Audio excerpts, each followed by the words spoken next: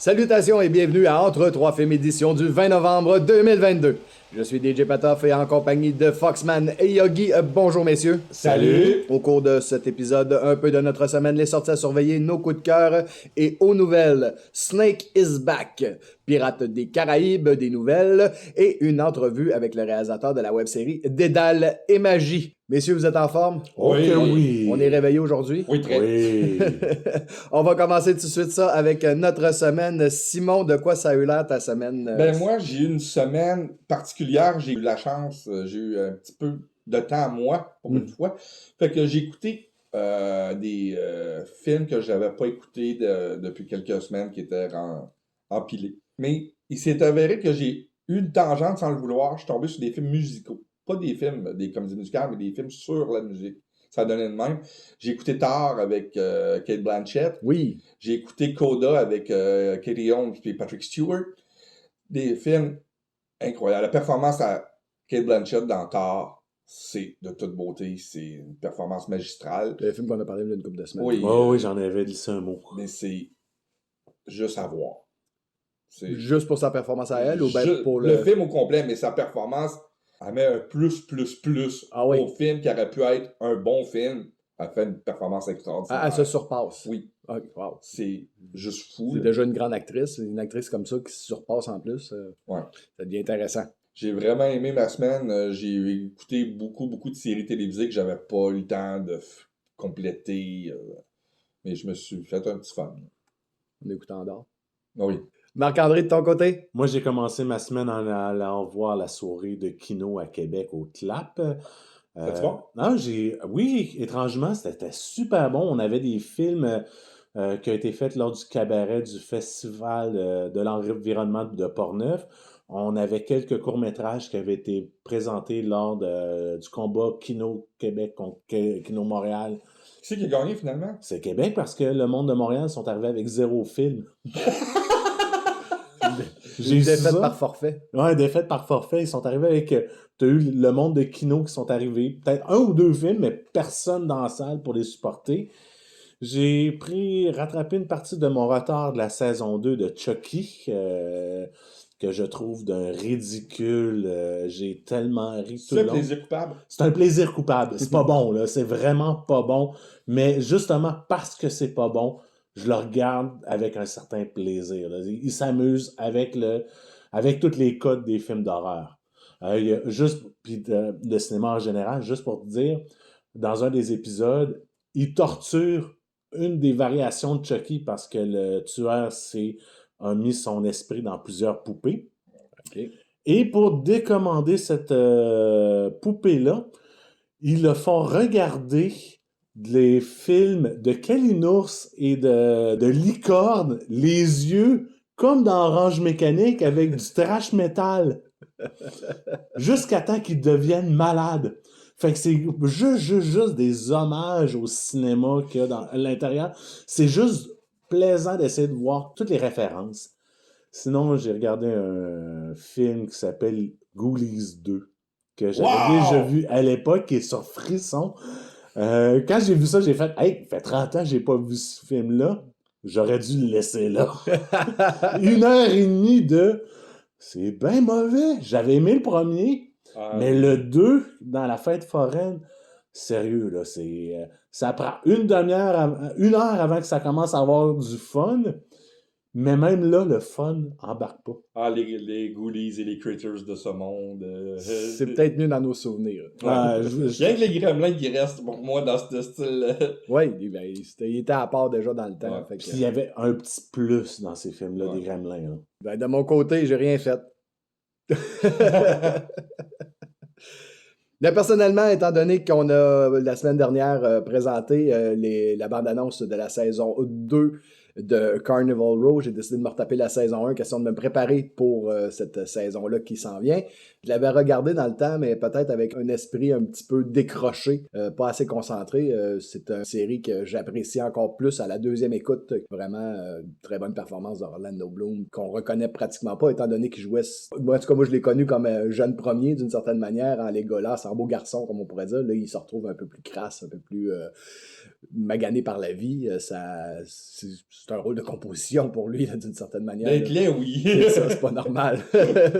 Puis Cara Delevingne, qui est toujours très, très le fun à regarder, bien que c'est pas une très grande actrice, mais dans cette série-là, elle se débrouille. Ouais.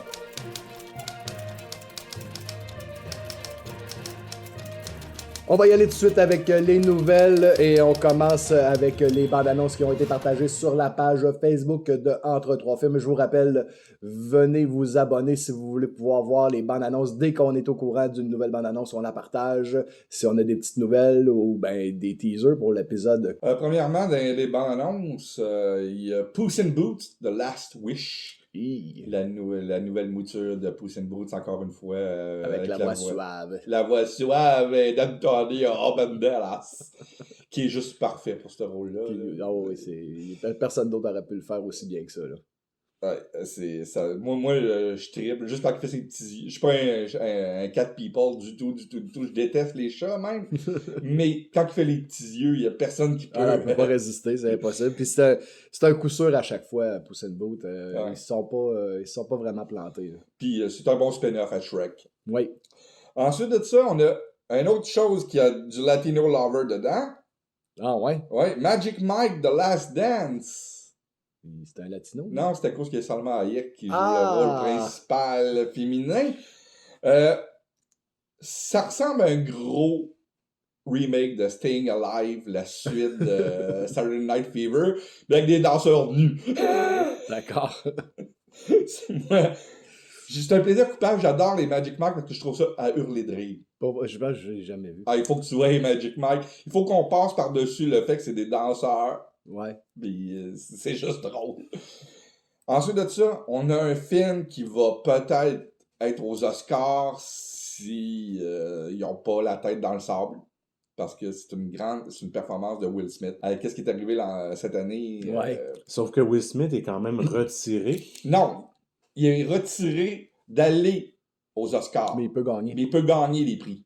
C'est une punition. Une tape ses doigts. C'est une tape ses doigts qu'ils ont fait. Au lieu d'avoir une claque sa gueule, on lui donne une tape ses doigts. Il peut gagner, il peut être en nomination, mais il n'a pas le droit de se présenter au party. C'est ça. Supposons qu'il gagnerait pour Émancipation, ça serait probablement le réalisateur ou un autre acteur qui irait accepter à sa place. Oui, exactement. Mais Émancipation, la bande-annonce, j'ai rarement vu Will Smith dans cet état-là. Mm. On dirait qu'il est, comme on dit dans le sport, il est dans la zone. Là, c'est magistral. Juste dans la bande-annonce, son acting est magistral. Non, il a atteint un niveau d'acting assez impressionnant quand on pense à ses débuts dans Fresh Prince of Bel-Air. Tu peux pas imaginer qu'il joue dans Émancipation après. Exact. Là. Ensuite de ça, on a un documentaire pour Netflix qui s'appelle Senior. Qui se trouve être un documentaire, une lettre d'amour que RDG, Robert Downey Jr., a fait à son papa. À Robert Downey Jr. Senior, qui est un réalisateur assez réputé dans le monde indépendant aux États-Unis. Et puis dans le monde weird. Oui. Parce que, sérieusement, ces films, c'est spécial. Là. C'est un réalisateur, il faut le dire au monde qui sont pas au courant. Robert Downey Sr., c'est un réalisateur. Il a joué dans quelques films aussi. Oui. Mais surtout dans les siens. Oui, mais il a joué aussi avec son fils dans des films très commerciaux comme Johnny B. Good. Ah oui? Oui. Mais c'est quand même plus un réalisateur qu'un acteur. Là. Mais c'est une belle lettre d'amour et c'est très, très touchant comme bande-annonce. Ensuite de ça, on a la bande-annonce d'Elemental, un dessin animé qui a 3D qui semble ressembler un petit peu à Inside Out dans le style. Sauf que c'est l'élémental, l'eau, le feu, le vent. On peut s'imaginer un peu le principe à ce moment-là. Je vais lui donner sa chance. Moi, c'est pas mon style de film en partant, mais quand même. Non, mais ça passe, c'est ça passe bien, ces petits films-là. Ben, il y a eu le release trailer, la bande-annonce de lancement de Willow. Oui. Qui s'en vient la semaine prochaine. Ils ont mis une scène aussi, puis il y a un petit making-of aussi. Moi, par curiosité, je vais l'écouter. J'ai toujours adoré Willow. J'ai comme l'impression que ça va être une série très clin d'œil au film original. Oui. Ensuite de ça, on a la bande-annonce d'un film québécois qui s'appelle Le Plongeur. Oui. Le plongeur, ça parle d'un gars qui trouve une job comme plongeur, mais c'est une extrapolation pour dire qu'il plonge dans l'enfer du jeu aussi. L'enfer du jeu. Et là, il se fait sauver par l'Auto-Québec.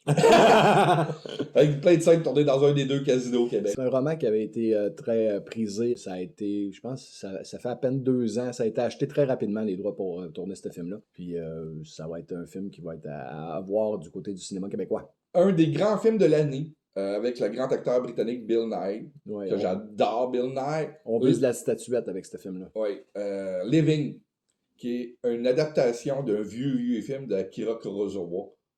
Un film japonais, mais là, au lieu d'être des samouraïs, quoi que ce soit, c'est mis dans le côté gentleman britannique.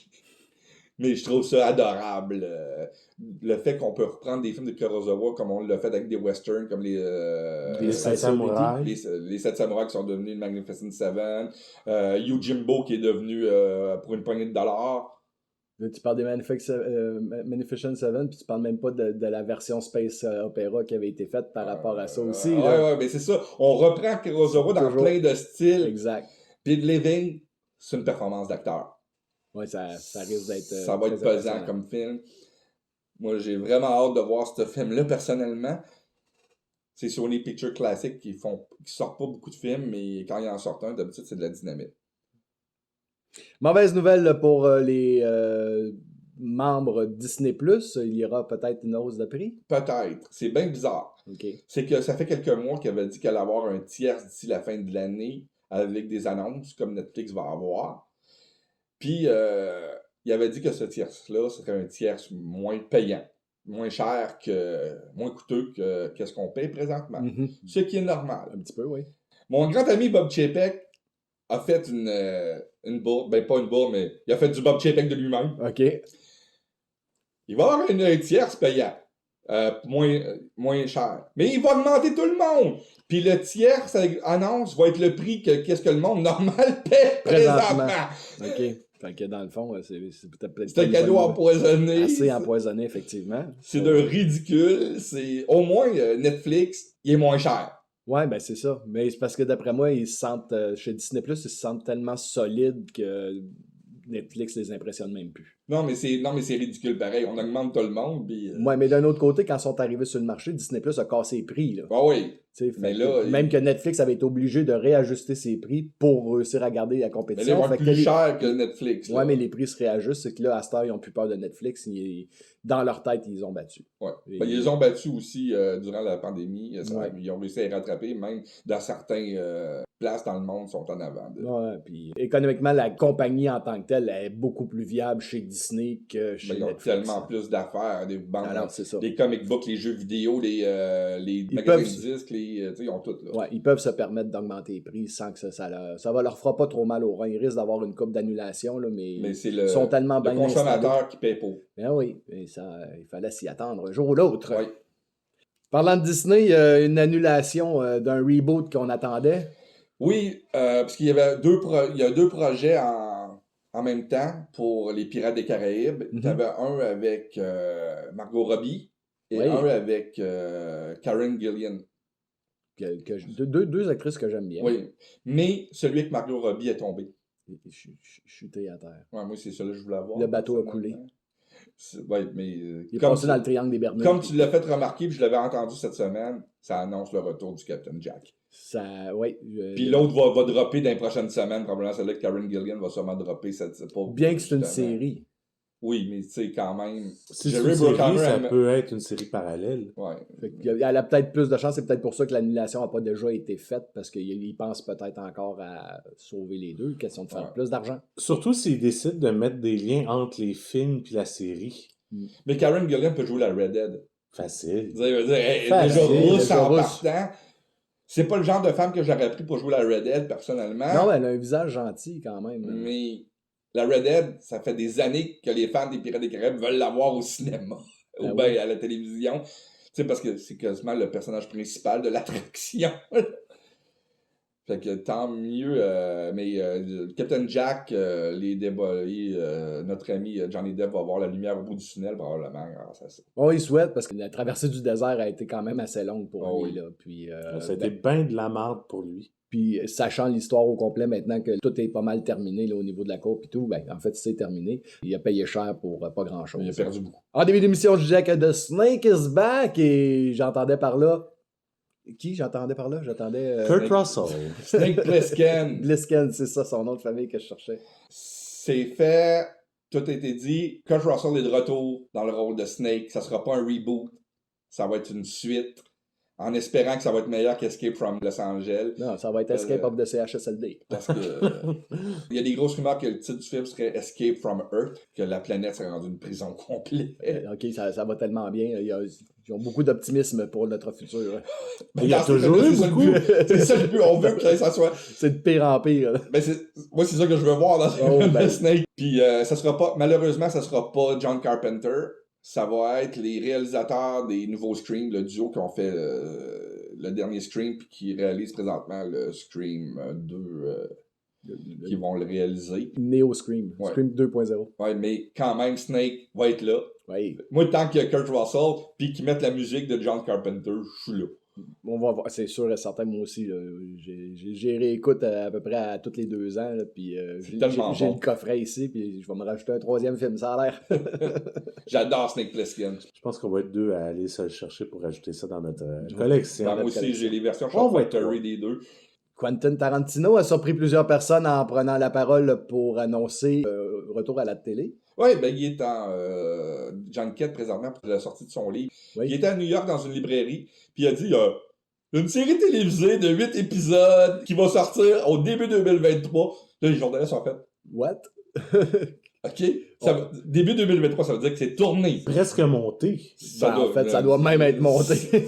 On est en novembre, ça veut dire que c'est monté. Connaître Tarantino, mais il n'y a aucun poste de télévision annoncé. Il n'y a aucune place pour la projeter. Ah, il va-tu la mettre sur YouTube? On ne sait pas, mais il risque d'avoir des acheteurs. Ça, c'est c'est Quentin Tarantino. Alors que tout le monde attendait, plutôt au lieu de la nouvelle d'une série TV, attendait la 10e et dernière film qui était... Ah, puis il en a parlé. Il a dit... Je peux faire autant de séries télévisées que je veux. C'est ça. C'est pas un film. Tant que je fais pas mon dernier film. Mais d'après moi... Fait qu'il est pas prêt à prendre sa retraite. Non, il apprendra jamais. Puis même là, ça, son 10e film, c'est de la bullshit tant que moi, parce que c'est un storyteller. Ben, regarde, Steven Soderbergh, il a 4-5 ans, il nous avait dit qu'il avait pris sa retraite, il a fait 5-6 films depuis ce temps-là. Fait que moi, c'est ce genre de truc-là, d'un réalisateur en pleine forme. J'y crois pas. Non, et encore populaire aussi. Oh, c'est Tarantino. C'est le roi du dialogue, là. Ça serait triste qu'il nous quitte. Non, il nous quittera pas, ça, c'est sûr. Mais là, pour l'instant, il joue avec les mots. Oui, il joue avec les mots, mais pour lui, une série télévisée, c'est simple. Son meilleur ami s'appelle, un de ses meilleurs amis, c'est-à-dire s'appelle Robert Rodriguez, puis il tourne des films dans son garage. Littéralement, puis c'est vrai. Dans son garage. Fait que c'est simple d'appeler Robert. Tu peux-tu venir chez nous faire un setup pour mon garage? Dans le même genre que toi. On toi. va faire une série télévisée, tu sais, t'appelles Samuel Jackson. Ouais, j'arrive. Ouais, c'est sûr. Il y a une couple d'acteurs qui aiment travailler avec lui. Harvey Keitel, Brad Pitt. Qui doivent jamais dire non quand ils appellent. Là. Ouais, Brad Pitt, t'as fait 2 films avec, c'est vrai. Ouais. Christophe Waltz, tu sais, tellement de monde qui peut être 2-3 quarts. Ah, on fait un barbecue, on retourne 2-3 sites, ça vous tente-tu? Puis on pense même pas aux nouveaux acteurs qui sont arrivés d'à peu près 5-6 ans qui doivent rêver de travailler avec Quentin Tarantino, des gros noms qui attendent juste un appel pour dire oui. Là, si c'est pas eux autres qui appellent déjà, hey, t'as-tu quelque chose pour moi? Fait que ça me surprend pas qu'ils soient capables de tourner sans secret. C'est ce que je veux dire. Ça me surprend pas. C'est le fait qu'il n'y ait aucun diffuseur présentement qui est plus surprenant. On sait-tu avec qui? On sait rien. On sait que c'est 8 épisodes.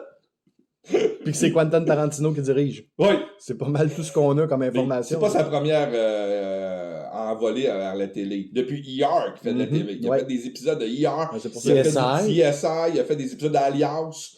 Tu sais, il a quand même fait... Il a même fait une finale d'une grosse série que là, j'ai comme un blanc de mémoire. Là.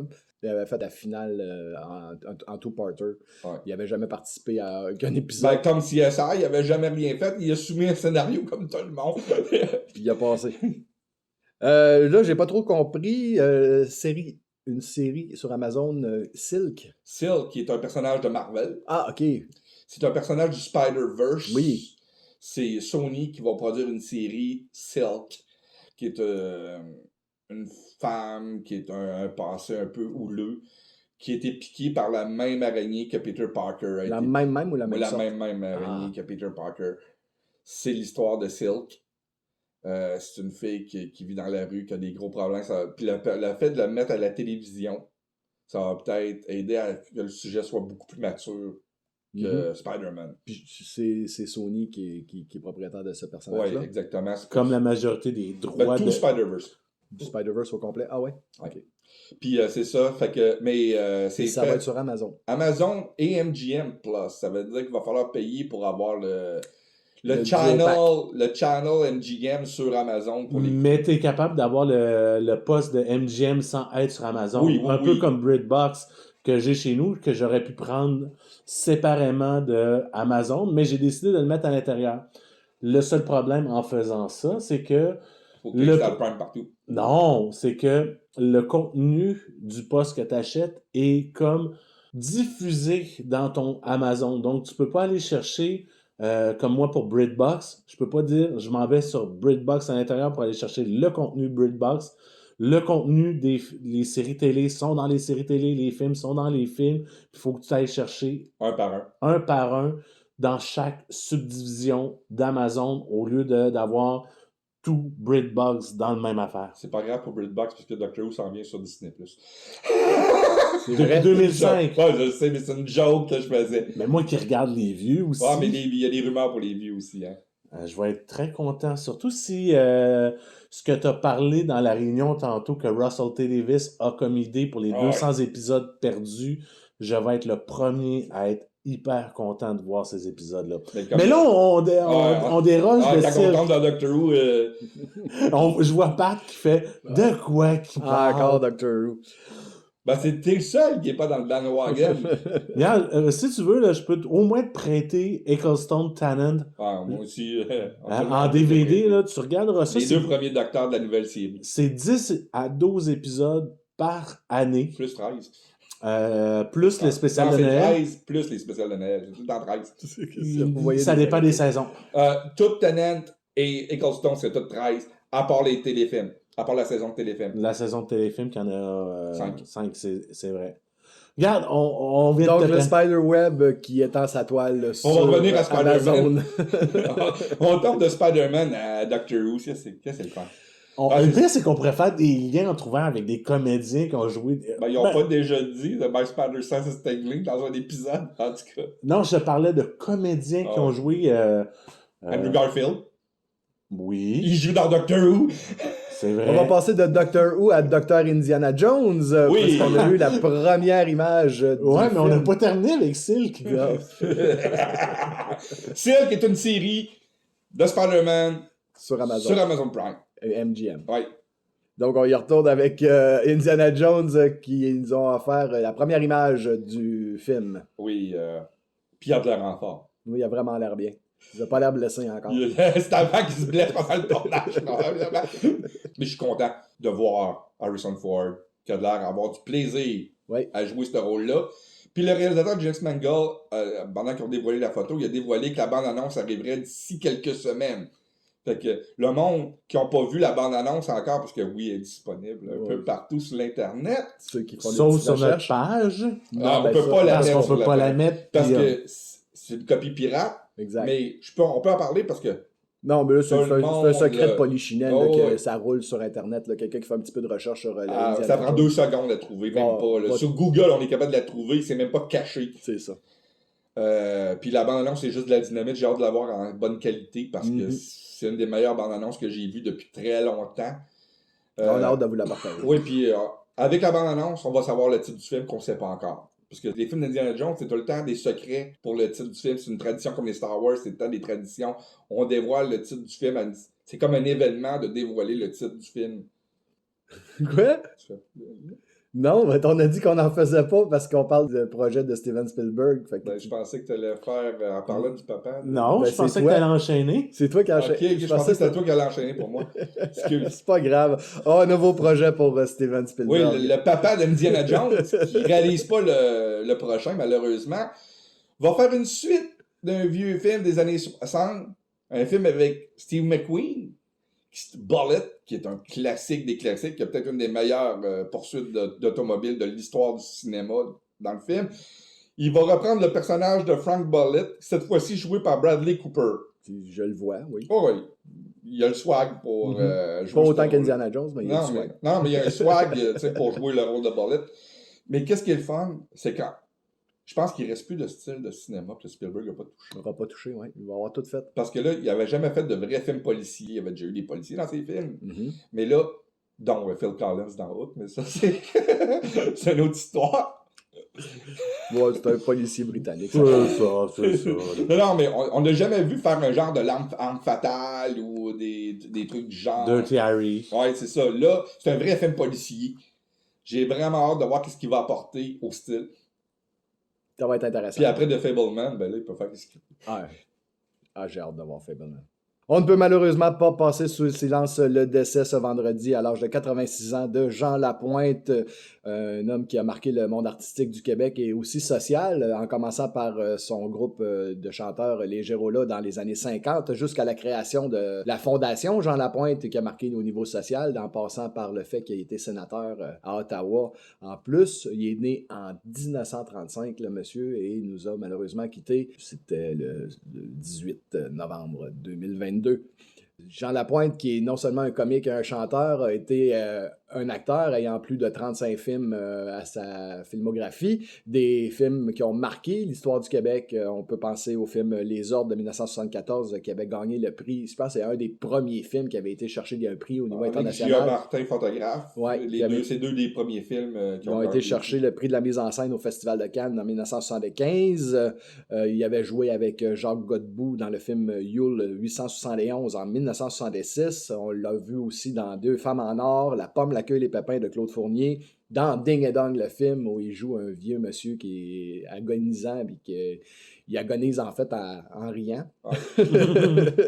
On l'a vu aussi dans OK, La Liberté, dans Timine, Bernie et puis la gang. Ça, c'était Marcel Carrière. C'est des films de Marcel Carrière. Un de mes films préférés de tous les temps, des histoires inventées. Une histoire inventée. Ah, ça, c'est là. Peut-être des 5 meilleurs films québécois de tous les temps. Oui, puis une solide performance de Jean Lapointe.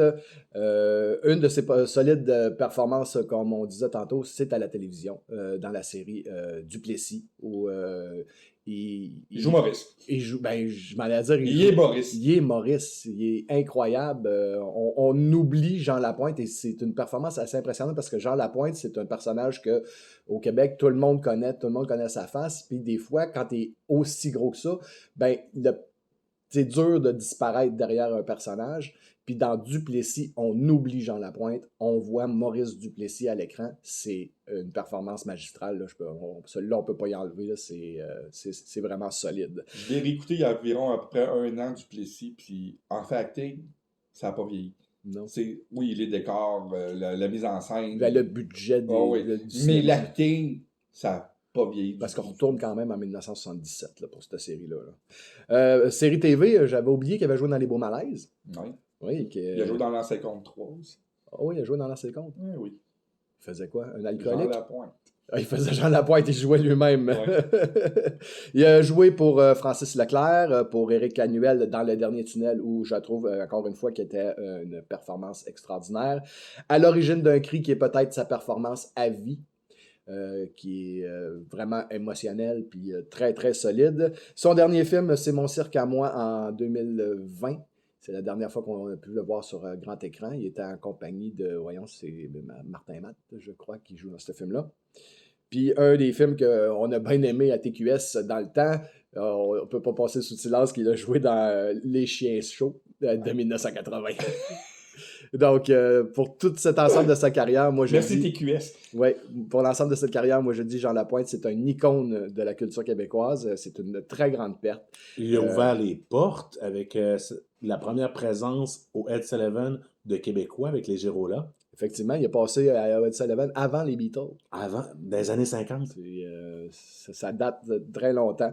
Donc, respect à la famille, toutes nos condoléances à ceux qui ont pu le côtoyer. J'ai eu la chance de le rencontrer 2 fois et c'était tout qu'un homme.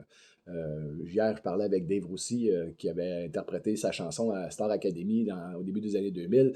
Puis il me racontait des anecdotes parce que on ne se le cachera pas, là, Jean Lapointe, c'est un fumeur. Ouais. Fait que, il sortait des studios Melz pendant les breaks, puis il amenait Dave Roussy avec lui en disant toi aussi tu vas venir fumer avec moi, vu qu'on est juste peut-être 3-4 fumeurs dans toute la production.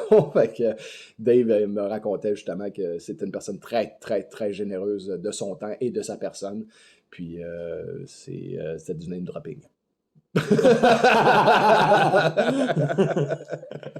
On peut-tu aller avec, vu qu'on a parlé d'un décès, on peut-tu aller avec une fête? On va y aller avec une fête, ben oui, c'est sûr, on va y aller tout de suite. Cette semaine, ça marquait le 80e anniversaire d'un des plus grands réalisateurs de l'histoire du cinéma. Martin Scorsese a fêté ses 80 ans. Quand même. Puis il travaille encore. Oui, il n'arrête pas. Puis je voulais juste le mentionner, puis je veux vous dire 3 films que vous avez peut-être pas vus de Martin Scorsese, parce que je veux pas parler des Taxi Drivers de ce monde, des Raging Bull de ce monde, ou des Affranchis de ce monde, parce que tout le monde les a vus. Tout le monde les a vus. Tu veux Puis pas on en parler, les- mais tu viens d'en parler. Non, mais je voulais juste dire... Il les a nommés pour dire que j'en parlerai pas. Je parlerai pas de ce film-là. Non. Le premier, c'est L'âge de l'innocence, Oui, avec Daniel Day-Lewis, Michelle Pfeiffer, puis Winona Ryder. que j'avais pas regardé pour les bonnes raisons. Non, mais c'est un des plus beaux Oui. films en tant que mise en scène que j'ai vu dans ma vie. Tout est parfait. T'sais, la coutellerie, ça se passe dans la high society de New York du début du 18e, des années 1800 à peu près. Ouais. Là. Mais c'est tellement parfait, c'est du monde riche, puis c'est une histoire d'adultère compliquée. On peut pas s'attendre au gars qui a fait Goodfellas, qui réalise ça tout de suite après. C'est totalement différent de Cape Fear ou d'un autre de ses films. C'est un film qu'on démarque de manière débile. Le deuxième est un film mal aimé, parce que c'est un très grand film à grand déploiement, mais il n'y a pas beaucoup de monde qui l'aime, mais pour moi, c'est mon film de Scorsese préféré. Ça se trouve à être Gang of New York avec Daniel Day-Lewis encore et Leonardo DiCaprio. Et malheureusement, Cameron Diaz. Oui, qui gâche le film. Un peu comme dans Dracula, Keanu Reeves gâchait Dracula, a fait la même job dans ce film-là. Mais... C'est une actrice que tu essaies de faire un rôle qui est au-dessus de ses capacités. Oui. C'est malheureusement ce qui est arrivé. Encore là, les décors, la réalisation technique, tout le fait du début de la colonisation, les Irlandais contre les natifs, toute cette histoire-là, c'est juste du bonbon. Avec une chanson thème de U2 qui est incroyable. Ce film-là est un film à voir, ça dure presque 3 heures. C'est un des plus beaux films que j'ai vu dans ma vie au niveau réalisation. C'est sale, c'est crotté, c'est tout à fait le contraire de L'âge de l'innocence. Oh oui. C'est pour ça que je l'ai choisi d'ailleurs, parce que c'est juste le contraire. C'est complètement l'opposé. C'est à l'opposé, mais parce que là, on sent que le monde se lave pas. On le sent. Non, ça transpire à l'écran. Le film est-tu en odorama? Non, j'aimerais mieux qu'il soit prendre un dorama d'ailleurs, parce que ça aurait été débile. Ça, là, quand tu allais le voir en salle, tu t'espérais pour que ça soit un odorama, que tout le monde ait pris sa douche avant? Non, mais ça montre la versatilité du gars. Et le dernier film est peut-être une des meilleures comédies des années 80. Je dis bien comédie. Comédie quasiment burlesque. La valse des pantins. Avec Robert De Niro et Jerry Lewis. Oui.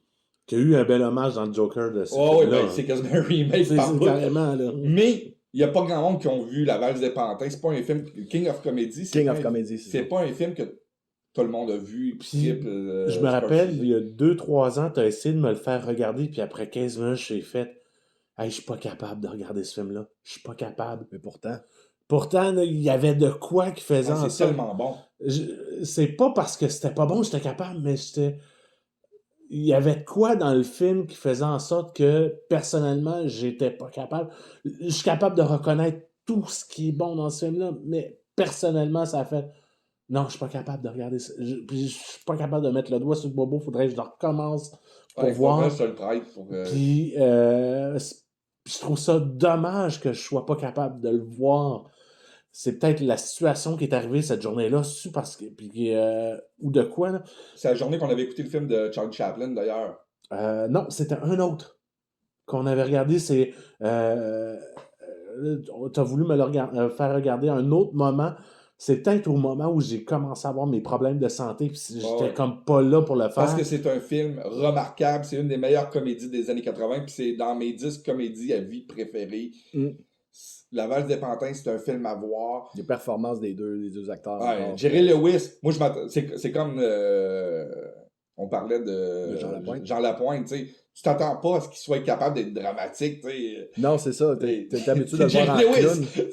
C'est Dr. Jerry Mr. Love, là, tu sais. Ou les films qu'il a fait Le avec Kid en kimono. avec Dean Martin Ah au oui. début, là, t'es.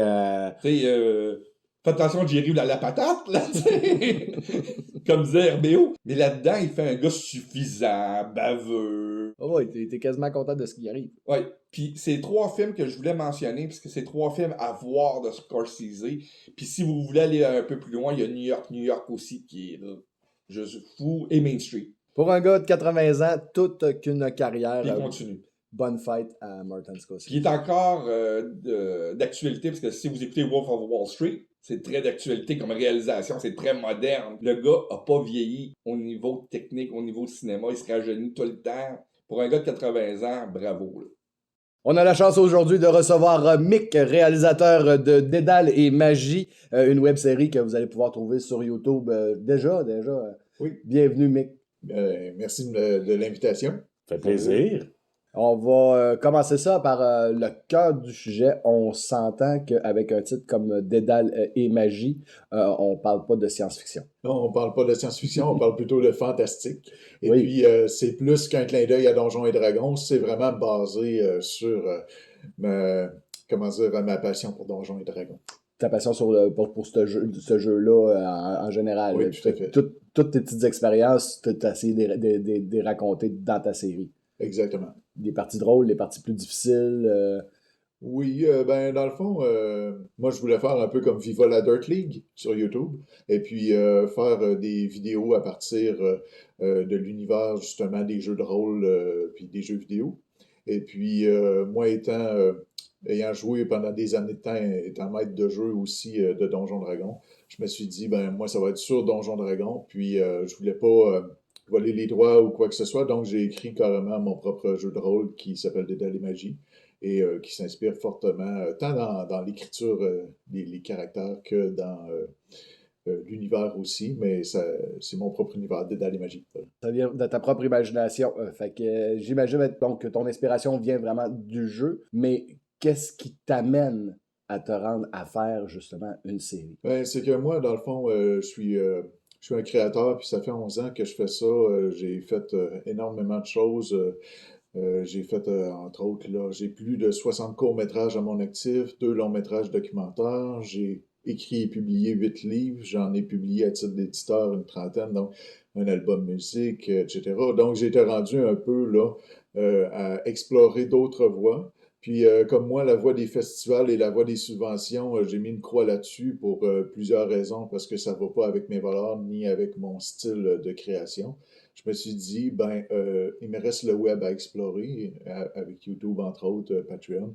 Donc, je me suis dit, pourquoi pas une web série où ce que les gens, semaine après semaine, seraient dans mon univers, puis attendraient l'épisode, puis là, je me suis dit, je vais ramasser le plus de gens passionnés comme moi, puis on va faire ça avec pas de moyens du tout. On va faire ça avec les moyens du bord. Puis ça a donné Dédale et Magie, 20 épisodes de 3 à 5 minutes. Puis on parle déjà de la saison 2, de la saison 3. Oh, OK. Donc, puis l'équipe est encore partante. Tout à fait. Puis il y a plein de gens qui se rajoutent tout le temps, tout le temps. Donc ça, c'est génial. Moi, je veux faire, dans le fond, une communauté autour de Dédale et Magie. Une communauté de gens qui veulent s'impliquer ou qui veulent tout simplement l'écouter. Oui, l'écouter. Ben, ou peut-être même envoyer des idées. Sait-on jamais. Oui, tout à fait. À tous les niveaux, vous avez besoin je m'allais dire, vous avez besoin de bras, d'une certaine manière. Oui, nos besoins sont surtout au niveau des figurants. On en a besoin le plus possible pour créer un univers fantastique vivant. On a aussi besoin de techniciens. Les techniciens, c'est excessivement dur de les convaincre d'être bénévoles parce que, je veux dire, qui veut être bénévole à tenir une perche toute une journée de temps, là? Je peux comprendre ça. Quelqu'un qui fait pas de la perche toute la semaine. Ouais, c'est ça. Du monde qui font ça à temps perdu la fin de semaine comme Puis deuxième quand tu job. fais ça la fin de semaine, le lundi, tu le sens. Oui, hein? Pour l'avoir déjà fait une couple de fois, là, tu le sens. Tu le sens physiquement, mais c'est tellement plaisant, c'est tellement un autre Faire de vibe. la perche pendant une fin de semaine, c'est pas plaisant. C'est plaisant quand tu penses à qu'est-ce que tu as vu être filmé, mais à part de ça, non. Là, c'est pas la plus belle job. Hein. Non. Je pense que c'est la pire job sur un plateau de tournage, c'est la perche. Ouais, installer les deux bras Donne-moi dans à faire les les airs. time codes n'importe quand.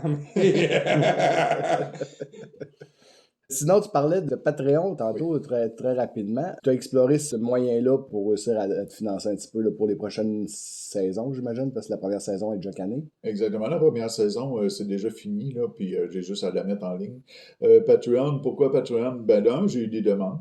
J'ai eu des gens qui m'ont dit ouais, tu mets une émission par semaine le dimanche à 10h, mais moi, j'aimerais en voir peut-être une de plus ou deux de plus avant tout le monde, tu sais, parce que l'écriture de Dédale et Magie fait en sorte qu'on commence avec une introduction, un développement, puis on laisse sur une fin ouverte. Donc, forcément, ça donne le goût d'aller voir l'autre tout de suite.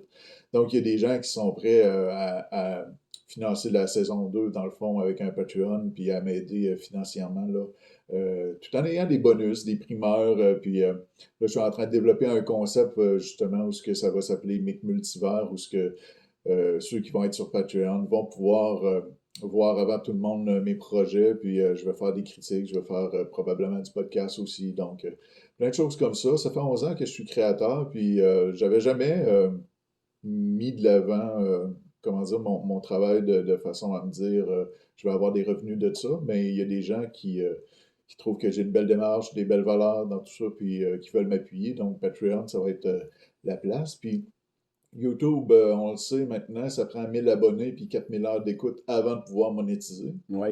Donc, aussi bien dire que je peux, Tu peux pas compter sur eux autres. non, je peux pas compter sur eux autres si je suis déjà en écriture de la saison 2, tu vois.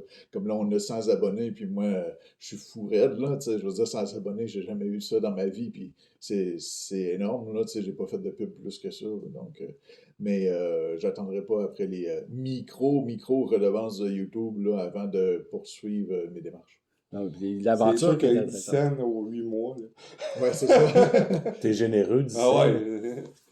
Ah, puis ça risque d'être encore moins dans un futur rapproché, Ah ouais. là, étant donné ce qui se passe dans toutes les grosses compagnies, que ce soit Twitter, Facebook. La restructuration, Google, tout. plus les législations qui peuvent embarquer là-dedans de ouais. chaque pays, qui peuvent bloquer l'argent. Là.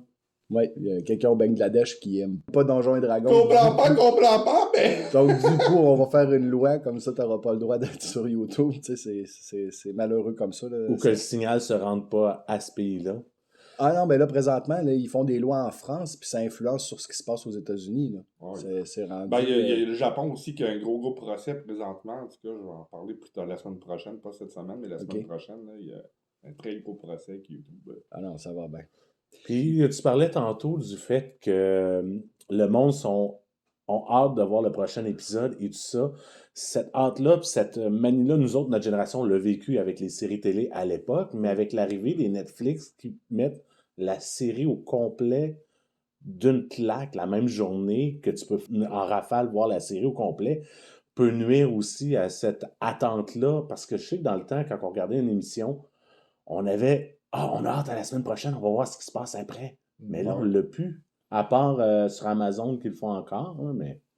Non, mais la hâte est toujours présente, mais tu as juste à peser sur play, fait que tu te satisfais tout de suite. Là, il y a une certaine attente que les gens vont être obligés d'avoir. Parce que cette attente-là, comme tu disais, elle est présente. Dans la série, j'en parlais avant l'émission quand on s'est rencontrés. J'ai dit, tu m'as fait coucher tard parce que moi, je m'étais dit, je vais me taper juste 1 ou 2 épisodes avant de me coucher. Puis finalement, j'ai tapé tout ce qu'il y avait de disponible là, pour les médias. Puis j'étais pas capable de dire, OK, ça c'est le dernier bout, là, j'arrête, je mets sur pause. Ah non, un autre petit bout, parce que tu l'as monté selon une autre affaire que tu t'es servi de respiration, puis c'est C'est Camelot. Kaamelott. Oui. C'est qu'avant l'écriture des Dents et Magie, je me suis dit, je vais aller voir les maîtres en la matière, puis je trouvais que Camelot, c'était pas mal la série là, sur laquelle je voulais baser mon concept un peu d'écriture. Donc, puis Camelot, c'est toujours ça. On arrive une mise en situation, une problématique, cliffhanger, qui nous donne. Donc, on veut toujours voir la suite. Puis, pour répondre un peu à ton commentaire, Marc-André, ouais, j'ai réfléchi longtemps à savoir si j'étais à contre-courant, justement, à savoir est-ce que je la mets pas toute au complet, puis les gens l'écoutent à leur guise, puis tout ça. Mais je me suis dit, moi, elle est bâtie sur un 3 à 5 minutes. 3 à 5 minutes, c'est un format pour l'écouter sur ton cellulaire, n'importe où, n'importe quand. Donc, t'as pas à la couper toi-même. Donc, vu ce format-là, ça se fait bien là, de l'étaler parce que les gens l'écoutent quand ils peuvent, puis tout ça. Donc, puis aussi, il y a le fait qu'on ne se mentira pas, pour des projets comme ça me prend des commanditaires, des partenaires. Puis pour les commanditaires et les partenaires, c'est beaucoup plus intéressant de se faire voir 20 fois dans le générique qu'une seule fois. Ah non, ça c'est sûr. C'est vrai que je fais partie des 70 chanceux qui ont réussi à le voir au complet en long métrage d'1 heure et quart au clap. C'est sûr que j'ai une perspective autre que mes deux comparses du balado, là. Ouais, effectivement, toi, t'as vu la fin de la première saison. Oui, j'ai vu la Tu sais comment fin. ça finit. Oh que oui, Pas de et je le cliffhanger dirai pour toi. pas. Et puis, moi, j'étais assez surpris de voir le résultat au clap, là, en long métrage d'une heure et quart, tout d'un bout, parce que je me disais, je l'avais écrit vraiment en épisode, puis je me demandais jusqu'à quel point ça se fusionnait en long métrage, tu sais. Je pense que, il y a peut-être une place ou deux où on sent une petite coupure, mais sans plus, là. Je pense que c'est assez fluide. Non, c'est très fluide. Puis comme tu dis, c'est à deux, trois endroits des petits raccords que tu avais pensé la fin d'un épisode d'un angle, Ouais. puis le début de l'autre, c'est un autre angle, mais les deux angles ne fonctionnent pas la suite. Mais c'est à peu près les seules choses que j'ai pu remarquer parce que les effets spéciaux, sérieux, pour un projet avec peu de moyens comme ça, j'ai rarement vu des effets spéciaux aussi intéressants à voir. Surtout, je ne dévoilerai pas les punchs, le dragon Oui. que j'ai trouvé, même si quand il est loin, tu le vois, tu fais wow. Donc, on retourne à la base de ta création, de ton projet. Tu écris ton histoire, tu as ton inspiration, tu te prépares à réaliser. C'est quoi le plus gros défi que tu as à surmonter à ce moment-là? 2 défis. Le premier, c'est monter l'équipe. OK. Puis le deuxième, parce que j'ai pas une équipe fixe. C'est toujours des gens qui viennent se greffer un à un, puis il faut que je convainque les gens un à un. Puis justement, je travaille à avoir une équipe fixe, ce qu'on pourrait produire au moins un court-métrage par mois, mais ça, c'est en développement. Puis le deuxième défi, c'est de penser comment je vais mettre au monde un monde fantastique avec pas de budget dans mes poches. Ouais, c'est sûr que le budget, c'est pas mal le défi de tout le monde qui n'ont pas, justement. ça devient compliqué. Puis même si, en bout de ligne, je me suis ramassé que j'ai fait énormément de choses en post-prod, puis le faisant moi-même à mon rythme, puis tout ça, ça fait en sorte d'économiser. Il reste que si mon équipe, même si c'est des bénévoles, il faut que je les loge, que je les nourrisse, que je veille au transport, puis tout ça, à la logistique. Donc ça a des coûts, même si c'est des bénévoles, ça a énormément de coûts. Oh oui, c'est sûr. On fait juste parler juste de l'essence pour transporter le monde sur les endroits de tournage. Puis manger aussi, là, les factures d'épicerie, vous le savez. Là, ça a Catering. plus de bon sens. Il faut pas les nourrir, les acteurs. C'est comme ça qu'ils donnent des bonnes performances. Il y en a que oui. Puis un autre... Il y en a que oui. Ah Il y en ouais. a que ça marche de même. Ah oui. J'ai déjà vu ça. Mais tu gardes pas longtemps, je pense. Oui. Ah oui? Ben oui. Ben oui, ils ont faim, fait qu'ils restent dans le coin. Ah, ok, oui. Non, mais il y en a que c'est d'autres choses. J'ai ça, le fait de pas manger pour avoir quelqu'un qui est plus. Ah ben oui, Déjà, t'es pas toi quand t'as faim, dans le fond. C'est la technique Ouais. De la barre Mars, je pense, que la Ah, publicité. au Snickers. Non, mais ça marche. Il y a des réalisateurs que j'ai déjà vu le faire. Et puis, j'avais un autre défi, c'est-à-dire que c'est un film familial, donc c'est l'histoire de 4 adolescentes. Donc, il fallait que je les trouve, ces 4 adolescentes-là. OK, oui. Puis, travailler avec des mineurs, c'est pas comme travailler avec des gens c'est des majeurs, là, je veux dire. En ce Là, il y a de sens que- l'encadrement qui se fait. veux pas. Exactement. Ça prend idéalement un parent ou deux sur le plateau. Et puis, ils ont un autre type d'énergie qui est vraiment intéressant à exploiter, par contre. Ça, c'est vraiment cool. Mais ça met aussi, peut-être pas nécessairement des barrières parce que c'est pas des tournages comme, mettons, aux États-Unis, c'est pas un tournage aussi à grand déploiement, mais tu peux pas le faire travailler pendant 12 heures, là. Tu veux pas, Non, en effet, là, malgré que nos journées étaient vraiment assez bien casées, puis on mangeait bien aussi, ça fait on reprenait des forces, on prenait le temps là, de reprendre des forces, puis ce qui était intéressant dans la façon de tourner aussi, j'ai développé une façon de tourner pour ce projet-là parce que j'avais pas beaucoup de jours. Puis ça me prenait les 4 filles dans toutes les scènes. Puis si j'avais un jour où ce qui pleuvait, peut-être que Dédale et Magie ne serait pas là aujourd'hui, mais j'ai pas eu de jour de pluie, donc j'ai été chanceux. Puis la façon de tourner, j'y allais beaucoup style jeu vidéo. Donc on voit un personnage, on arrive en contre-champ un autre personnage. Puis ça me permettait aussi pour mes jeunes actrices de faire du phrase à phrase, plutôt que d'avoir des grands monologues à apprendre par cœur, puis tout ça. Donc, ça nous permettait là, d'avancer très rapidement, puis souvent, là, c'était des one take, là. puis c'est un montage plus rapide, veux pas, comme résultat final. Ouais, Ça donne une impression de mouvement dans un court laps de temps, là. Fait que exactement. ça devient très intéressant. Au montage, dans le fond, c'est filmé, monté. Donc, c'est déjà pré-monté dans la conception de le filmer. Tes acteurs, t'as fait un appel pour les trouver ou Oui. t'as du monde que tu connaissais déjà? J'en avais une que je connaissais déjà, Mélina, je travaille déjà avec elle. Elle est de Saint-Raymond. Puis les autres, ça a été des contacts, des gens qui m'ont référé. Il y en a une qui a fait le CTQ, l'École de cinéma de télévision de Québec, Mhm. qui fait Ashley, dans le fond, qui fait Fête. Puis les deux autres, c'était des amis, puis des références. Moi, je fais toujours des appels sur mes réseaux, puis il y a des gens qui me réfèrent, puis des fois, ça prend du temps, mais ce qui est intéressant, c'est que moi, dans l'écriture, j'écris toujours mes personnages selon les acteurs. Donc, je les écris de façon personnalisée. Ça fait en sorte que la personne n'a pas beaucoup de composition d'acting à faire. Elle joue, comment dire, on joue ensemble avec ses propres forces. Parlant d'acteurs, on peut les nommer, les quatre Oui, demoiselles? on a Mélina Cassista qui joue Chloé la druidesse.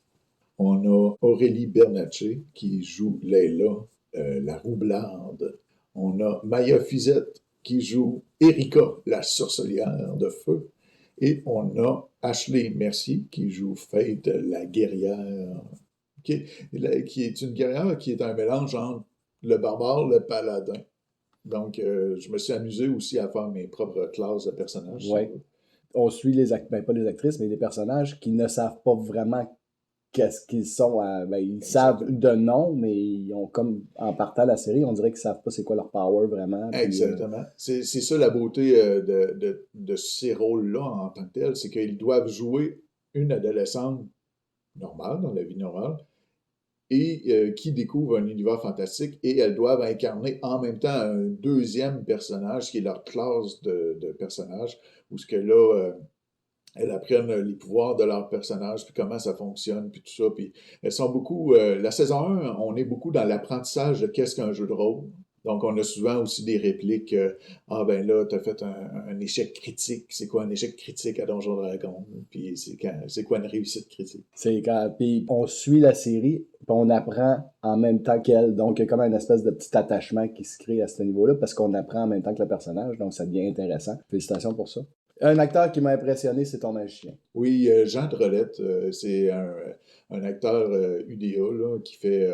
Il a joué dans plusieurs cours indépendants ou des longs, mais on l'a vu à la télévision aussi, comme Serge aussi, Serge Blais, là, qui joue le grand concierge, là. Donc, Jean, il est toujours partant pour aller dans mes projets, puis c'est toujours incroyable. Il arrive, il y a déjà la construction de son personnage de fait, il a appris son texte par cœur.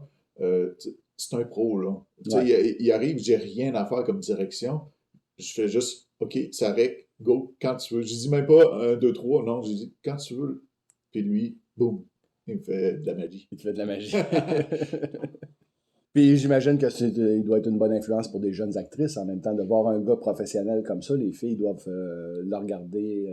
Oui, tout à fait. Puis c'est aussi une des raisons pourquoi je fais ça, pourquoi j'ai fait un grand projet comme ça, c'est que moi je suis rendu à un stade où ce que j'ai acquis tellement de compétences, connaissances, que j'aime ça agir comme mentor, comme donner sa chance à des gens qui n'ont jamais fait ça. Moi, j'adore parler avec quelqu'un puis voir en lui, je sais pas moi, tel personnage. Puis je dis, toi, tu serais bon comme un forgeron. Ça te tenterait-tu? Tu sais?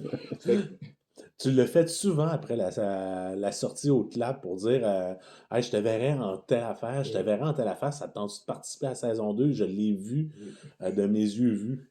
Puis aussi le fait de ton mentoring, le fait que tu as aidé, parce qu'on ne se le cachera pas, tu as été dans le Kino à Québec, oui. et ça aussi, tu as aidé plusieurs jeunes réalisateurs à percer puis à continuer dans leurs rêves. Oui, tout à fait. Ben, je n'aimerais pas de nom, là. Ils se connaissent, elles se connaissent aussi.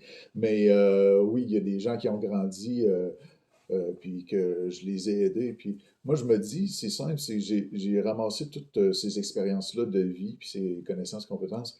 Puis pour moi, ça m'aide aussi parce que ça me permet de les pratiquer, ça me permet de rester à jour aussi. Donc, puis moi, dans mes valeurs, je me dis, ben, on est une communauté, on fait du cinéma indépendant, puis on doit s'entraider les uns les autres. Moi, les guéguerres d'ego, là, j'en ai ma claque, comme on dit, là. Moi, je suis un peu à l'opposé. Je suis pas dans la compétition, mais dans la collaboration. Je me dis, la seule compétition que je m'autorise, c'est envers moi-même. Tu sais, je veux toujours faire mieux que ce que j'ai fait avant, évidemment. Une belle mentalité. On va y aller avec des détails un petit peu plus techniques au niveau de où c'est que les gens vont pouvoir voir. On le sait sur YouTube, mais Oui. j'imagine qu'il y a une page spéciale sur YouTube. Sur YouTube, c'est la chaîne Dédale et Magie. Donc, c'est super simple. On va sur Google, sur YouTube, on tape Dédale, D-E-D-A-L-E et Magie. C'est le premier qui pop, là. Un gros logo rouge qui rappelle à la fois YouTube, mais à la fois la première édition de Donjons et Dragons. Et La du fameuse lettrage. boîte rouge. Oui, la fameuse boîte rouge. Et le lettrage qui rappelle aussi Donjons et Dragons. Donc, c'est pas plus compliqué que ça. Il y a une page officielle Facebook aussi. Dédale et Magie, toujours. Donc, on vous invite à aller vous abonner à Facebook. Puis on va mettre les liens aussi sur notre page pour ceux que ça Les intéresse. Non? Et puis, un lien que je pense que tu vas trouver très, très important également, comment qu'on fait pour te patreonner. Oui, quand ça va être sorti, prêt, ça va être un lien pour m'encourager à continuer mon travail, mais à continuer aussi d'aider les autres, puis d'embarquer tout le monde dans cette belle folie-là. Raison de plus pour s'abonner à la page Facebook de Dédale et Magie, pour pouvoir, si vous avez envie de participer d'une façon monétaire ou peut-être même autrement, quelqu'un qui a des talents de caméraman ou quelque chose dans ce genre-là, puis il offre ses services directement sur Facebook, d'après moi, tu diras pas non. Exactement, puis d'ailleurs, je vais bientôt faire un Google Doc, là, où ce que les gens vont pouvoir s'inscrire carrément, puis dire à quelle place ils veulent aider, puis tout ça, puis comment. Donc, on va pouvoir passer d'une gang de 30 pour la saison 1 à, j'espère, une gang de 60. Oh, ça va être intéressant. Ouais. Tu vas avoir pour des mouvements de foule. C'est bien valable, mais on en a parlé l'autre fois avec, je me souviens pas c'était avec qui, mais qu'on parlait que quand tu as une petite équipe, ben habituellement, le caméraman, il se retrouve figurant même s'il veut pas, là, parce que... Ouais, ça m'est arrivé, là. Mais, tu sais, dans une autre vie, disons que le mouvement de foule, c'était... Je pense que c'était ta spécialité. Pas ta Oui, spécialité. oui. Oui, c'était ta spécialité Oui. quand tu travaillais chez Mills. Oui. Donc, Mick, encore une fois, je vais réinviter les gens à suivre sur Facebook et sur YouTube Dédale et Magie. Allez voir ça. C'est très intéressant. Je te remercie de ta présence aujourd'hui. Ben, merci de l'invitation, puis vous me réinvitez quand vous voulez. Ça va nous faire plaisir. Messieurs, Merci beaucoup. Merci beaucoup. on va y aller maintenant avec les sorties à surveiller. Marc-André, Oui, grosse ça semaine de sortie. Ben oui.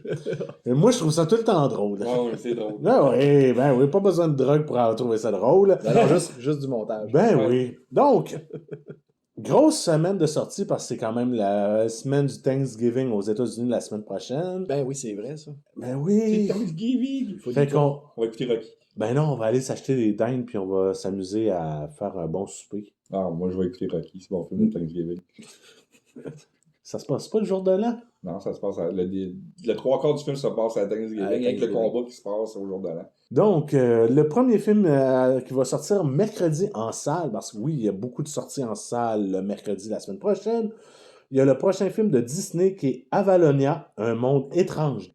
Film qu'on a vu les bandes annonces dernièrement quand on est allé voir les films au clap. Deuxième film qui avait passé sous le radar, que j'avais même pas vu la bande annonce avant de voir, c'est Bones and All, un drame d'horreur de Luca Guadagnino. Guadagnino. Le film a gagné le Lion d'argent du meilleur réalisateur à la Mostra de Venise cette année.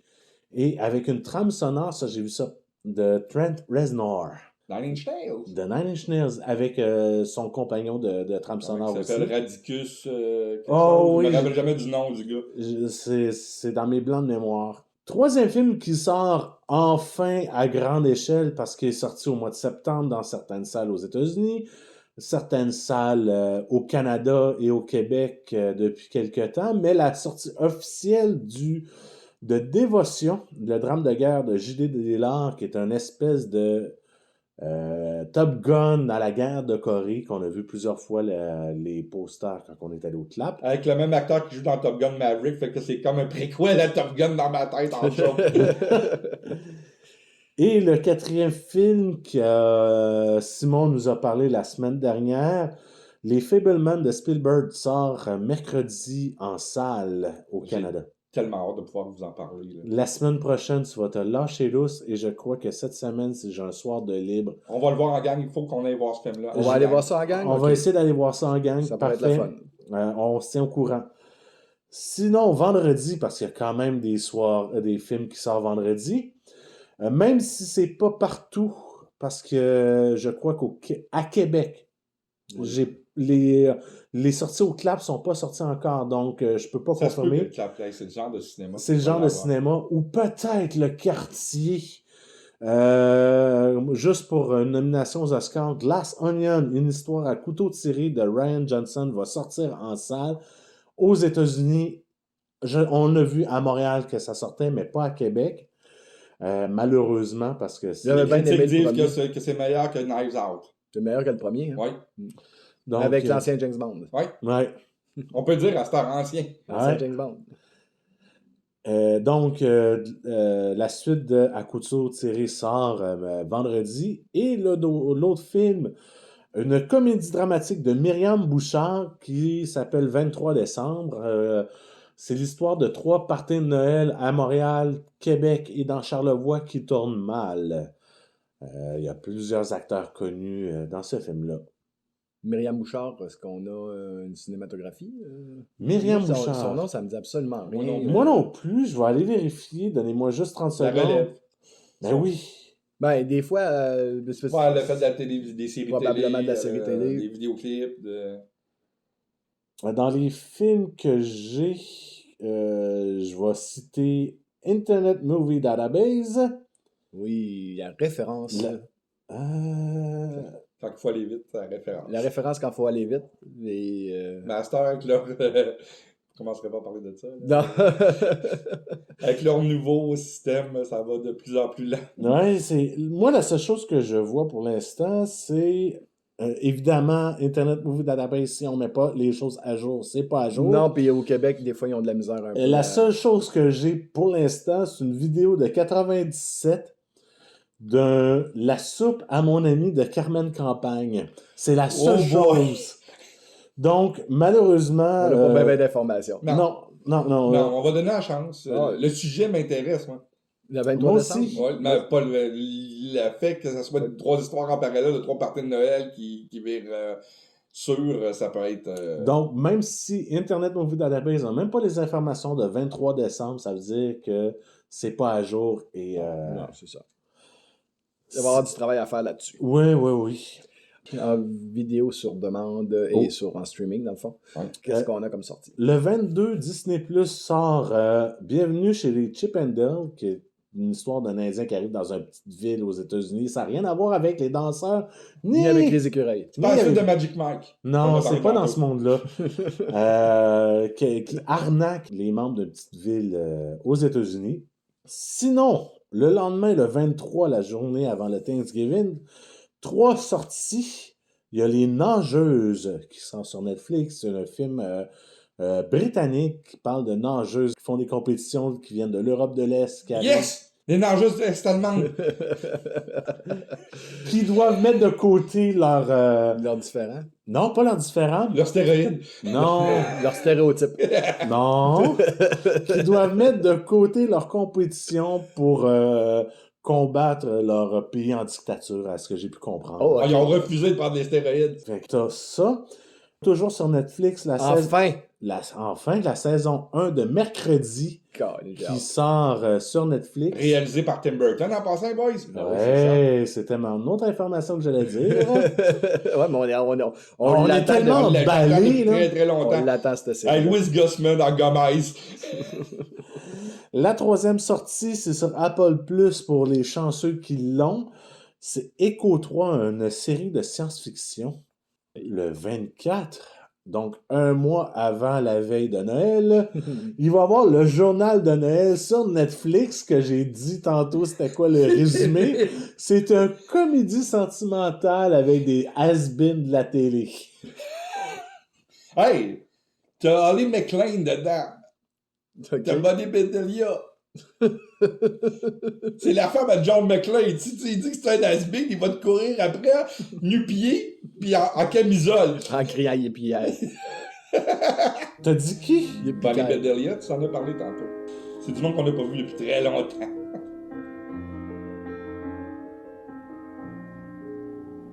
Les coups de cœur de la semaine. On va maintenant y aller avec nos coups de cœur. Simon, c'est toi qui t'y colle, malheureusement, parce que je pense qu'on a le même. Pas le choix. C'est moi qui te l'ai donné, en plus. Ouais, c'est toi qui me l'as donné, fait que on n'a pas le choix. Stallone est de retour, le grand Stallone. En forme. En fond, comme on l'a pas vu depuis très longtemps. Mm. Tulsa King, la nouvelle série de Taylor Sheridan, le créateur de Yellowstone, a créé Tulsa King en co-création avec un des auteurs de The Sopranos. C'est juste débile, Tulsa King. C'est spécial. Par Ça contre. va être une série que le monde va parler. Oui. Mais ben, qu'elle soit j'imagine. traduite, le monde va en parler parce que c'est trop gros. Là. Ça va devenir culte, probablement. Juste avoir le pilote, tu le sens que la série, c'est de la qualité de série à devenir culte. Ouais, c'est vraiment une classe au-dessus de bien des affaires qu'on a vues à la télé dernièrement. Là. Ah ouais. Ben, en streaming dernièrement. Puis, le rôle est écrit pour lui. Il n'y aura pas d'autres personnes qui auraient pu jouer comme il joue. Il est dans son élément dans ce film-là. C'est incroyable. Il est on the mark. Il est parfait pour le rôle. Moi, je suis vraiment impressionné. Puis, il réussit à avoir un genre d'acting qu'on n'avait pas vu depuis des films comme Fist, comme Rocky 1. C'est vraiment... C'est carrément différent que ce que je vous dis, son acting dans ce film. Mais tu sais, il réussit... Copland, je pense que la dernière fois qu'il a joué de même, c'est dans Copland. Dans Copland. Qui était investi d'un rôle comme ça, c'est dans Copland. Ouais. Mais Tulsa King raconte l'histoire d'un gars qui vient de passer 25 ans en tôle. Un main man de la mafia qui a pas parlé, qui a fermé sa gueule pendant 25 ans. Puis qui va voir le crime boss, le don de la famille en sortant de prison. Puis il dit, ben, pour te remercier, on t'envoie en Oklahoma. Mais lui, il connaît rien de Twitter, il connaît rien de rien. Non, ça fait 25 même... ans qu'il est en dedans, il sait même pas c'est quoi un cellulaire. Là. Alors, il sait même pas c'est quoi un cellulaire. Puis la première fois qu'il voit sortir de l'aéroport, c'est un genre de SQDC. Puis il décide, je vais aller protéger. Je vais aller ramasser ma cote. On commence le racket de protection direct en sortant de l'aéroport. Bon, mais les bons sont là. Mais c'est légal. Je m'en fous, va te protéger. On va te protéger pareil. Non, mais c'est d'une originalité débile. Mm-hmm. C'est une histoire de fish out of the water, comme on complètement. Puis un village qui... Un village, ben, une c'est une ville. grosse ville, tu le Oh non, sais, je là. sais, mais je veux dire, de la façon qu'elle est présentée, c'est comparé à New York. Ah ouais, pas, elle fait un petit peu village qui ne s'attendent pas à avoir Il y a une affaire de un type vraiment... de personnage comme ça. Il y a une seule chose que j'ai trouvé irréaliste, puis c'était au début, c'est que Stallone ne ressort pas du meeting avec le gars, dans la vraie vie. Ouais. Parce que tu donnes un coup de poing à un lieutenant, puis de même, puis les Ouais. gars sur le bord de la porte. Ouais, mais c'est deux capots. Fait que, Ouais, mais je dis, comme il dit, c'est pas le mien. c'est exactement, c'est ça. Non, mais dans la vie, ça s'aurait pas passé de même. Ouais, mais le Don, Ouais, mais c'est bizarre. Si C'est la on seule- prenait toutes les histoires dans la vie qui se passent pas comme dans la vraie vie, Non, il y mais aurait pas de... c'est le pourquoi du comment que la série, elle embarque aussi. Mhm. Mais, juste avoir la bande-annonce des prochains épisodes, je suis accroché. Je Ouais. suis plus capable. C'est même que la semaine a été Elle est très excessivement longue. longue. On a déjà hâte au prochain épisode. Fait que moi, mon coup de cœur, il va avoir été fait. Fait que Ben Marc-André, oui. c'est toi qui vas finir. Ben oui, je vais finir, je vais être le chanceux. Moi, je suis allé avec un film québécois qui est sorti cette année au Festival de cinéma de la Ville de Québec. J'ai regardé le film Niagara de Guillaume Lambert, que j'ai vraiment apprécié, qui est déjà rendu sur le Club Illico depuis quelques temps. Quand je fouillais cette semaine pour savoir quoi faire, je suis tombé là-dessus puis j'ai fait, je vais le regarder. Ça me titille de voir François Pérusse dans un rôle. Acté, oui. Parce qu'il acte. On dirait que le rôle a été écrit spécifiquement pour lui. Il y a plusieurs lignes de dialogue qu'il livre qui sont des punchs que Pérusse aurait écrit dans ses 2 minutes du peuple. OK. C'est à ce point-là. Là. C'est vraiment du niveau. Il joue le rôle d'un prof de karaté, de taekwondo dans soixantaine, qui est un vrai loser, que tout va mal. Il est en conflit avec son ex parce que la fille de son ex l'a poursuivi faussement par agression sexuelle, puis il passe ses soirées sur le pont en haut des chutes Montmorency, puis on pense tout le temps qu'il va se suicider. Là. C'est les chutes Montmorency? Ouais, c'est pas le Niagara? Non, laisse-moi finir. Okay.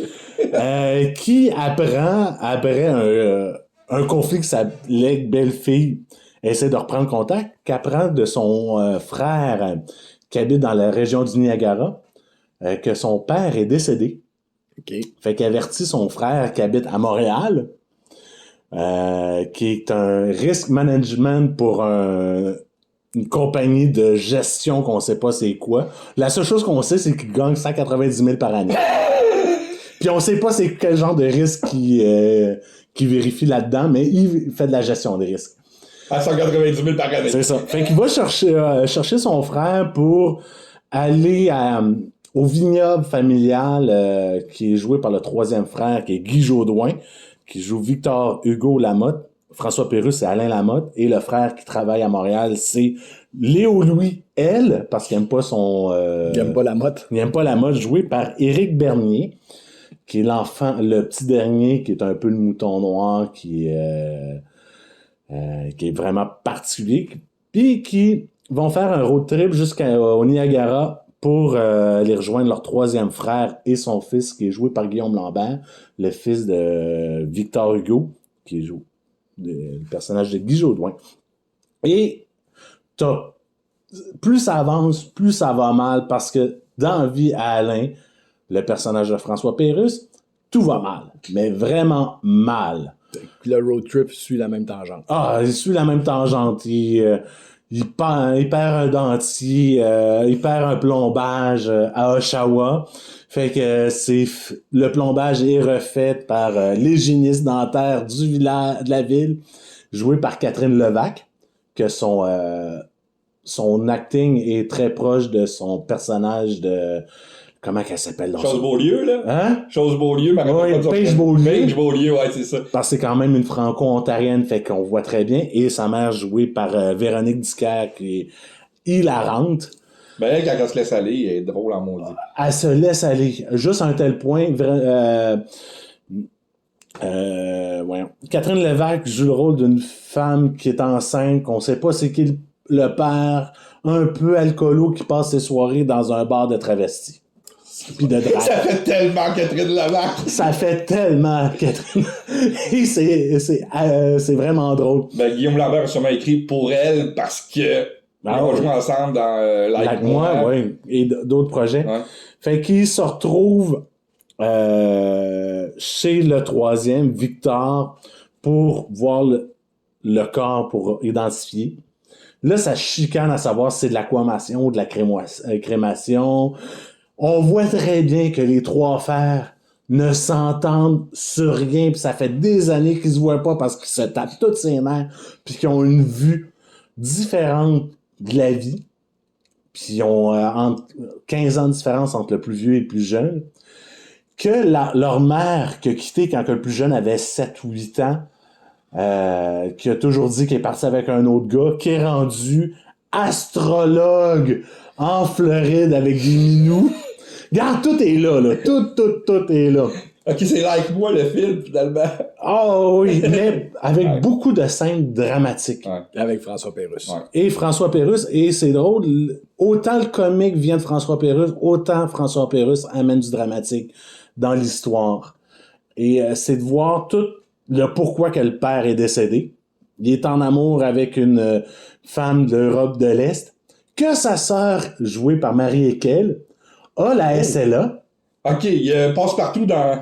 Il y a Passe-Partout. Il y a du monde dans ce film-là? Ah ouais? Ah, il y a beaucoup. Le père est joué par Sabourin, Marcel Sabourin, C'est bon, hein? qui joue très bien en vieux alcoolique sur le vignoble quand... Ben, t'as le choix entre Marcel Sabourin et Jean Lapointe pour jouer ces rôles-là. sauf qu'avec Jean Lapointe... Ouais, il faut pas lui donner des rôles. Il fallait pas lui donner des rôles d'alcoolique, je pense. Non, C'était pas de la composition. Il Ouais. arrivait chaud sur le stage. maintenant c'est des rôles de décomposition. Ah! Oh, ça, tu peux le couper. Celle-là, il faut que je te le dise, man. Et c'est vraiment comment que Guillaume Lambert qui joue le rôle d'un jeune Je artiste suis encore sur l'autre joke. qui Encore. joue... T'as brisé Simon. Ouais. Non, mais sérieusement, des rôles de décomposition. Too soon. Excuse-moi. Je m'excuse vraiment. Je suis plus capable. Juste trop. Too soon. Et Guillaume Lambert joue le petit-fils, le fils au personnage de Guy Jodoin, qui est un artiste peintre qui parle tout bas comme ça, qui a les sous-titres, jusqu'à temps qu'il explose puis qu'il décide d'assumer qu'il est un artiste. Yeah. Et On va film à voir où? et Club Illico. Club Illico. Sérieux, là, ça a été 1h30 de... Ça faisait longtemps que j'avais pas ri de même dans un film. Bon, ben, Du début à la fin. Ben, Je vais aller c'est me sûr que chercher. François Pérusse. Je vais aller le chercher. Je vais aller le voir. Sur Illico. Bon, en espérant que vous avez apprécié, que vous serez de retour pour le prochain épisode, vous pouvez nous suivre sur baladoquebec.ca, Spotify, iTunes, Google Balado, Facebook et YouTube. Donne-moi de la misère avec ce mot-là. YouTube. Spotify, iTunes, Google Balado, Facebook et YouTube. N'oubliez pas de laisser un j'aime sur nos publications, de vous abonner à nos sites. On vous en remercie d'avance. C'était donc Entre trois films et je suis toujours DJ Patoff en compagnie de Yogi et Foxman. Et on vous dit Bon cinéma.